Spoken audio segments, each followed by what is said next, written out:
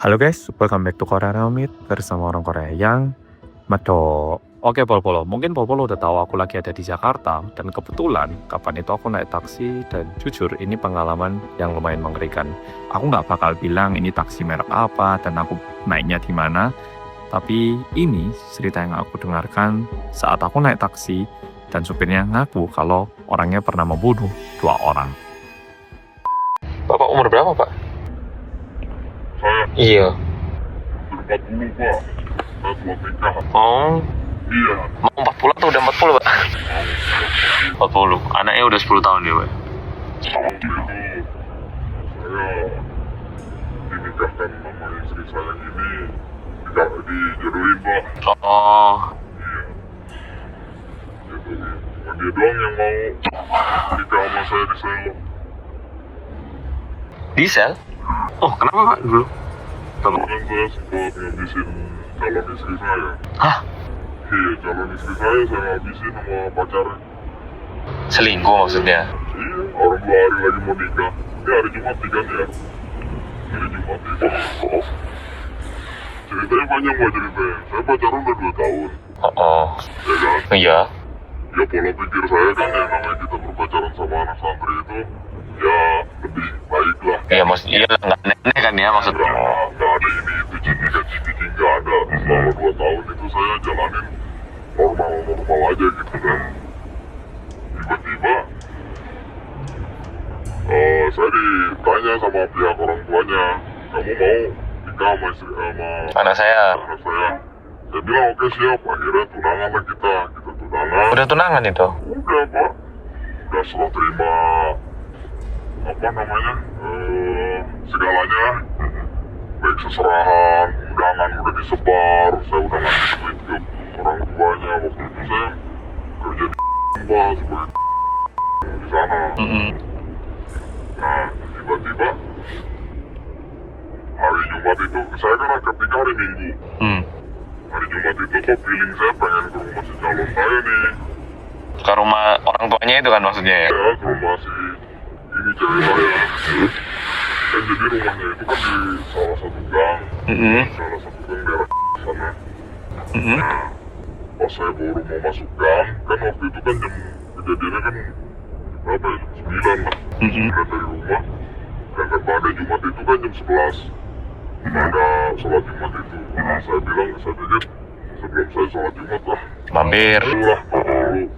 Akhirnya dipanggil sama teman-teman daerah situ, anak situ. Minggir lu sini, minum es kelapa. Masih inget tuh, es kelapa juga masih ada kayaknya. Akhirnya saya minum es kelapa tuh Pak. Teman-teman gak lama, kurang lebih sekitar jam 9, setengah 10, si cewek saya ini keluar dari gang. Dari rumahnya kan berarti? Maksudnya seharusnya dari rumah lah ya? Ya, katakanlah dari rumah. Tapi bukan dari rumahnya, dari gang itu. Dari gang tapi ternyata bukan dari rumahnya? Dari rumahnya. Jadi ada cowok nungguin di gang. Oke. Paham gak? Nah, pas jalan keluar, temen saya itu negesin, bang bukan itu jalan cewek lu, jalan bini lu. Mana? Mana? Perhatiin sama saya. Betul.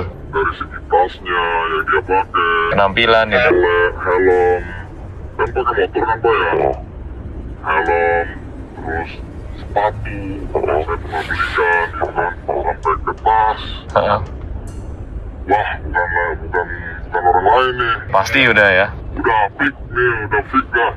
Kejar sama saya. Kejarlah sampai ke pintu itu kan. Kan waktu dulu masih sepi Pak, nggak ada sekarang, Bang, udah lama. Tanya sama saya, mau kemana kamu? Kata saya, kata dia. Saya gunting kan, jadi dia bawa motor si cowoknya, saya bawa motor, saya kejar dari belakang tuh Pak. Saya gunting di pintu. Turun kamu? Kamu mau kemana? Mau ke ini siapa? Apa lu nunjuk-nunjuk gua? Wah, cowoknya gitu. Oh, udah paling jago lah. Hah. Terus, enggak, gua tanya, abang ini siapa? Dari mana? Terus mau kemana? Ngapain lu? Gitu, gua pokoknya bahasanya gak enak lah. Nantang lah ya istilahnya. Aduh, jadi cerita nih saya. Apa ya? Nggak apa-apa, saya malah ini mendengarkan. Malah sambil macet soalnya. Iya. Daripada dengerin radio. Pas lagi kayak gitu, perang badan saya pak. Langsung isi badan saya tuh, maksudnya naik. Siap berantem gitu ya. Emosi saya udah di ujung lah satu tahun. Ini mau nikah 2 hari lagi padahal. 2 hari lagi, hari Minggu besok. Sampai ngomong gini, gue tuh udah pacaran sama dia udah hampir 4 bulan. Lu tau gak dia lagi hamil? Apa itu anak gua? Anjir, Cowoknya itu bilang gitu. sampai ngomong begitu. Jadi si cewek saya ini nangis saya gak udah. Itu di tengah jalan berarti kondisinya Pak ini. Iya, tengah jalan. Gak ngomong lagi, setek dua-duanya lemparin ke Apa itu? mungkin kalau bapak boleh tanya di Google ada namanya sungai Nama sungai. Oh, saya kira ada tempat atau oke sungai. yang luas lah di bawah kan lumayan pak, Iya. 20 meter ke dalam. Iya, Itu belum lumpurnya gitu kan. Nah teman saya kaget, wah apaan lu main lemparin aja lu udah kayak ayam. Oh. Bapak mungkin pernah lihat ayam kalau dilempar ke sungai seperti apa. Oh. Seperti itu loh pak. Oh. Itu temannya bareng Pak waktu itu. Apanya? Teman Bapak. Ikut saya, teman saya ngikut saya. Berdua berarti Bapak ya. Bantuin, ambil, katanya gitu. Karena saya nyebur. Oh, Bapak nyebur lagi. Ya. Nyebur, Pak. Saya nyebur, tapi bukan saya tolong. Tapi saya tarik ke dasar. Wah, itu emang kalau dulu, emang saya mau hobi yang renang gitu, Pak. Oh. Hobi yang renang, cuman renangnya nggak di kolam renang, saya di sungai. Gitu. Oke. Karena emang dulu bapak saya tuh paling galak kalau soalnya kan cita-cita saya dulu jadi marinir, Pak. Oh, tentara gitu ya. Jadi dari awal saya di pojok kayak semuanya lari, tapi udah saya malah bacok sih sama teman saya begini. Loh. Iya, Oh. sempet lulus ATM, saya mau punya ijazah. Gitu, cuma sesudah lepasan gitu kan, coret-coretan gitu kan, wah tawuran saya. Oh. Sampai teman saya buntung tangannya, Aduh. bacok gitu. Waduh.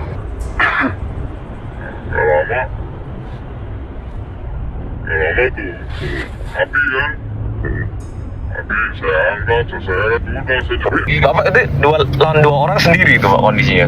apa tuh dia. Cowoknya nggak, maksudnya dia kalah total gitu ngelawan Bapak. Maksudnya secara fisik dia nggak kuat lah ngelawan berarti ya. Jauh pak, jauh, dia mah mulut gede, Oh, aduh. mulut gede, Temen Bapak nggak kaget ngeliat itu? Dia kan pasti kaget juga itu. kosong dia mah pak. Kalau saya kan dulu kecilnya bukannya kecil karena kurus pak, kecilnya karena diserut, Oh. paham nggak? Iya. Jadi kita mah kecilnya kecil diserut pak, bukannya kecil karena kurus. Jadi kita dulu posisi puasa naik gunung, Paham. dari Saulin lah seluruhnya dulu. Soalnya kan saya dilemparnya di pesantren dulu pak. Wah. Badung gitu pak, jadi saya dipesantrenin sama orang tua saya. Itu berarti cepet banget Pak ya? Maksudnya setelah nyetopin pacar atau calon istri. Iya, karena ucapan dia aja kayak gitu, jadi panik sayanya. Gak ngomong panjang pendek lagi, antem langsung, minta darah, di Jawanya, pegang, cekek, lemparin sungai. Selesai. Calon istrinya juga Bapak lempar begitu? Dua-duanya, karena pengkhianat kan. Ya, paham. Bapak saya itu paling gak bisa menerima orang pengkhianat. Dinikmati deh, jadi daripada pengkhianat. Nah, terus udah itu, kata ibu saya nelfon ibu saya, "Wah ini gimana? Si mati, si juga mati. Udah kamu nyerahin diri ke polisi." Udah, nyerahin diri ke polisi kan. Di dalam biasa interogasi begini, bakuk di dalam itu kan, interogasian. Kamu udah aneh, dia bilang. Udah tuh, terus gak lama saya diponis 16 tahun. Wah, 16 tahun? 16 tahun. Sebutannya berencana kan, Oh. tapi bukan berencana. Maksudnya mereka melihatnya ini dianggap berencana gitu? Iya, berencana. Jadi tahun saya dibuang ke Nusa Kambangan karena dulu itu saya udah melebihi batas usia 21. Nah, mulai di situ jadi saya diarahin di Nusa Kambangan. Ya awal mulai masuk sih senam dulu kan, senam jantung, senam segalanya. Wah, itu 16 tahun beneran itu, Pak? Kenapa? Beneran remisi kalau tahu totalnya itu hampir 5 tahunan. Oh, dikurang-kurang gitu ya? Itu ngurangnya dari mana, Pak? Pasti harus Ya satu kelakuan kita baik, dalam itu ya, dinilai ya? nilainya gitu. Oh. Terus kedua kita nggak bikin onar. Mengikuti peraturan, acara gitu ya? Nah kita apa punya skill apa gitu loh Pak. Dilihat dari situ. Ya alhamdulillah gitu. 5 tahun lepas akhirnya? Akhirnya kita 10 tahun totalnya Pak. Wah, 10 tahun? Nah jadi dari nol sampai usia 8 tahun itu saya baru datang ke Jambangi, baru datang ini apa ngejenguk lah, datang ngejenguk sambil bawa perempuan. Itu ini istri saya yang sekarang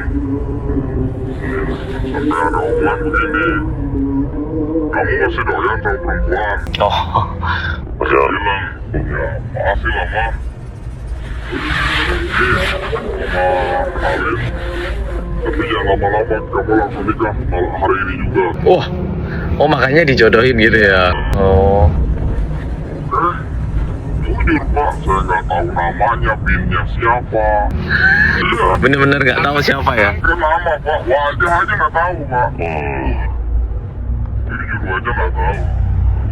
Pas begitu, dia datang, saya langsung ngomong sama istri saya. Aku bener nih, kamu mau nengok gua. Posisi di sel. Pertanyaan saya ke dia jawab cuma sekali doang. Kalau kamu mau berubah, baik. Kita lanjut. Wah. Aduh, kamu tadi sopa janda. Saya janda. Saya masih gadis, saya belum pernah nikah. Salaman saya. Saya nanya lagi. Langsung dihadirkan itu apa? Wali hakim. Terus saya di apa namanya? Di ini gitu maksudnya Dinikahkan? dinikahkan. Hmm? Ya udah. Wah, 10 tahun lalu berarti, lebih mungkin ya? Ya, 4 tahun yang lalu lah Pak. Terus anaknya baru tahun depannya lahir gitu. Makanya, ya jujur, kalau ditanya kebuktian, dia doang Pak, yang mau gitu keadaan kondisi apapun. Jadi Bapak setelah ketemu yang istri yang ini banyak berubah juga pasti Pak ya?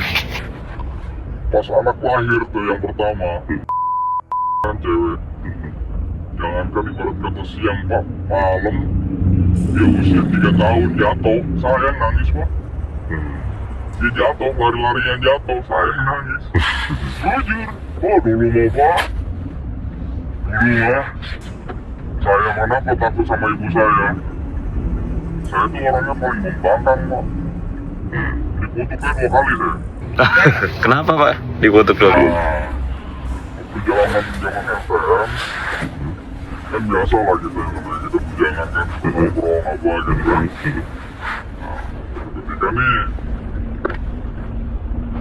ibu saya maghrib nih kayak gini nih, mau disuruh sholat dulu, sholat dulu sebelum kamu keluar. Ntar aja, nah di situ tuh. Kalau kamu laki-laki bisa keluar dari ini pintu, mama cium tangan sama kamu. Gituin Pak.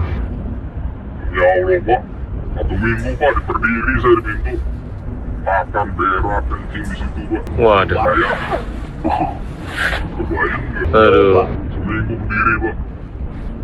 Nggak usah ngomong berdiri begitu, seminggu aja Bapak berdiri. Iya. Kayak gimana rasanya? Kayak gitu Pak. Bapak asli tapi ya? Lihat orang-orang di sini nih, pulang bermobil, ya kan? Punya rumah, ya mewah lah katanya. kadang-kadang suka main ke mall gitu kan, kalau penumpang main gitu malah aku malah aku kadang ngomong ya juga sekian juta, katanya beli barang branded sekian juta. Dalam hati saya, jujur gue punya duit 1 juta, gue beli beras 1 karung. Dalam hati, gue sendiri tidak 1 juta, pengen beli beras buat ibu saya. Iya, sampai detik ini jujur aja Pak, habis beras di rumah. Ini aja jajan tadi, pagi juga mungkin 20.000. Anak yang kecil, ayah aku mau jajan. Nah, tapi jangan nangis ya, soalnya kalau nangis itu kan suka kejar-kejar. Ya udah hanya ambulan gimana. Makan siang udah Pak tadi? Siapa? Bapaknya? Makan mah makan sama air Pak. Aduh, minum air doang Pak? Saya mah lebih baik gak makan daripada anak saya gak makan. Makanya ini pas dapet, wah yaudahlah, saya ambil. Kenapa satu arah, soalnya saya harus pulang. Sehari gak ngeliat anak nangis saya Pak. Jujur aja, mendingan saya berantem sama bapak. Saya gitu buka baju di sini. Cuman ya itu tadi, udah capek lah Pak berantem. Kalau dulu mah ayo, jangan siang, tengah malam saya kejar orang itu. Dulu, sekarang mah beda sih, jalur hukum begini lah, cemen. Iya, orang cuma bisa ngadu ngomong doang. Tapi beneran hamil itu Pak? Yang waktu pacarnya itu dia bener hamil atau cowoknya asal ngomong itu dia? Ya kalau misalkan gak nangis juga Pak, ya saya juga tadinya gak percaya. Dia aja sempat nyebutin iya, kayak pengen nikah sama kamu. Tapi, Ya Allah, kenapa dia mau nikah sama Bapak tapi mainnya sama yang lain tuh kenapa? iya. Ya dia main belakang, ya resiko dia lah. Saya nggak pernah Pak main ke rumah dia itu malam. Pagi saya datang ke rumah dia, jam 9. Pulang pada asar, jam 4 dia pulang. Saya nggak pernah sampai malam larut ke rumah dia. Kenapa? Satu, ibu saya ngomong, jaga harga diri dia, hormati keluarganya. Jangan.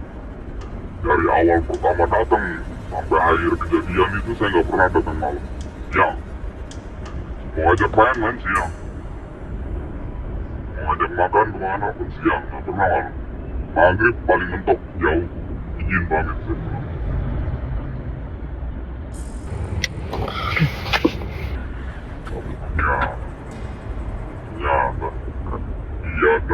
Dia ngasih alasan katanya suka keluar malam pada jam ada isya atau pada maghrib, katanya main sama saya.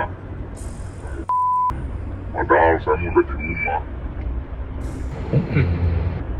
Sedangkan saya datangnya nggak pernah malam juga. Berarti orang tuanya pun dibohongi gitu Pak ya? Ya iyalah, kalau nggak dibohongin gimana judulnya? Aduh, kan ibu saya sempat datang ke rumahnya si Sono. Ya katanya suka nginep ke rumahnya. Inilah begitulah. Waktu sekarang ini katanya. Semenjak udah dilamar katanya suka sering katanya nginep ke rumah. Berarti ke rumah saya kata ibu saya. Tapi nggak pernah. Saya tuh belum pernah terima tamu tengah malam, apalagi habis maghrib. Apalagi itu anak bapak, nggak pernah. Kalau kurang saksi ada di rumah, banyak tetangga kanan kiri saya. Nggak pernah ada anak perempuan yang main di rumah saya. Aduh. Wah, bayang lah gitu ya. Nanti kan ibarat kata tuh anak nipu orang tuanya dia sendiri. Iya. Lebih ini ya, merasa sangat gimana ya, dikhianatinya ini. Ya kita aja sampai ngejaga Pak, kita sendiri sampai ngejaga rasa hasrat saya aja sampai saya jaga, jangan sampai ibarat kata melenceng gitu. Jujur Pak, waktu kerja di duitan saya bertas-tas Pak. Gua kalau mau begini-begitu gampang. Kan tadi ya katanya. Habis saya bilang kalau saya udah stop itu dalam truk 400 unit pak, pinggir jalan nggak ada yang masuk pak. Gimana nggak kewalahan itu kalau lantas datang ke tempat saya, kita tolong mobil biar tetap bisa turun dan tanahnya bisa dibayar sama kontraktor. Saya bilang jangan bikin masalah sama gue, bikin masalah sama gue beratain semua. Cuman ya itulah, udah masa lalu. Malah sekarang takut. Ibu saya udah lansia. Saya mah ada masalah di luar nggak pernah cerita ke rumah. Senyum aja bikin bahagia aja. Pura-pura nggak apa-apa gitu ya. Iya. Dulu pak, sebelum almarhum meninggal. Jadi saya ajak temen, ketemu lama. Lagi kumpul. Gimana? Di Anu ada namanya daerah di daerah itu nama daerah itu terkenal tempat minum pak. Ajak teler kalau teler bener pak. Orang udah hampir sekian tahun gak minum, tiba-tiba diajak minum. Ya kan aneh. Jadi langsung naik kan, jangan ke sebotol, jangan satu botol gitu. Iya. Kita sebotol aja udah langsung teng gitu. Nah, saya pulang mabuk nih. Mabuk. Istri nih, feeling dia kuat bahwa saya ini ada Wah. susul sama dia kan. Dia datang, ngomong begini, ya kamu pulang, dicari mama. Langsung saya teng, ya kan. Bangun ya. Ayo, pulang, keluar, katanya. Itu minuman di botol di kerat itu saya lempar, saya banting langsung pecah semua. Mak gua datang, keluar semua. Wah, bener tuh.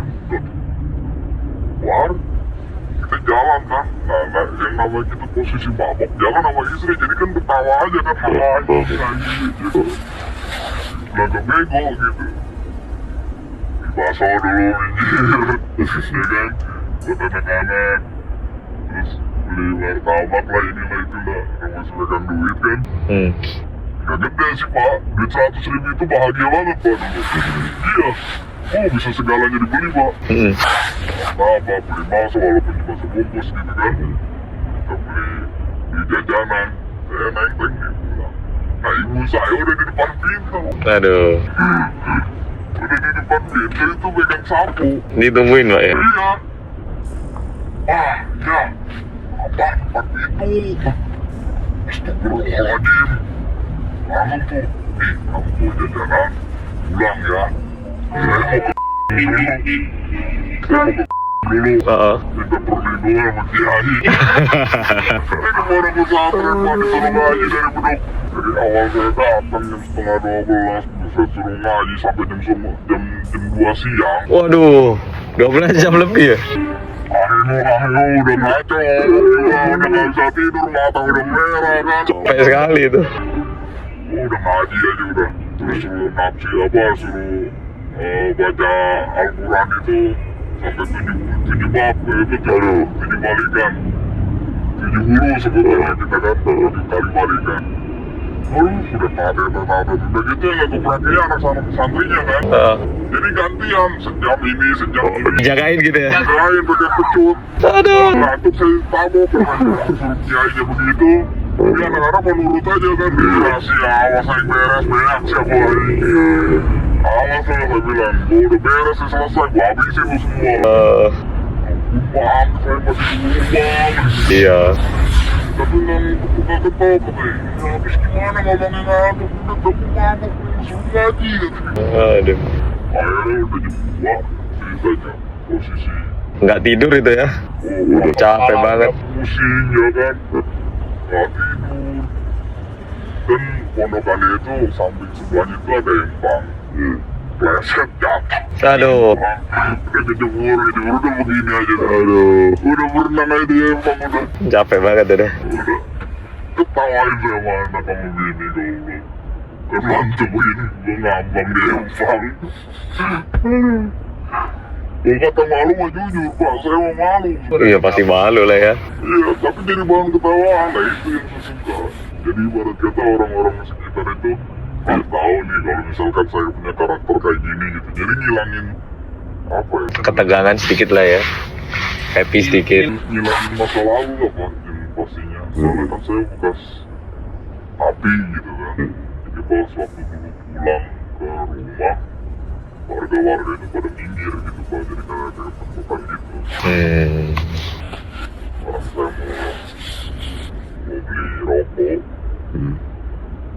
sempet nggak dikasih. Oh, nak dibilang gimana Pak sama mereka?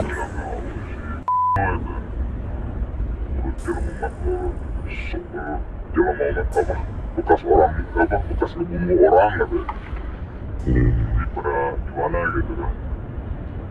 Saya bilang teh saya mau beli, kalau nggak dikasih saya bakar di warung.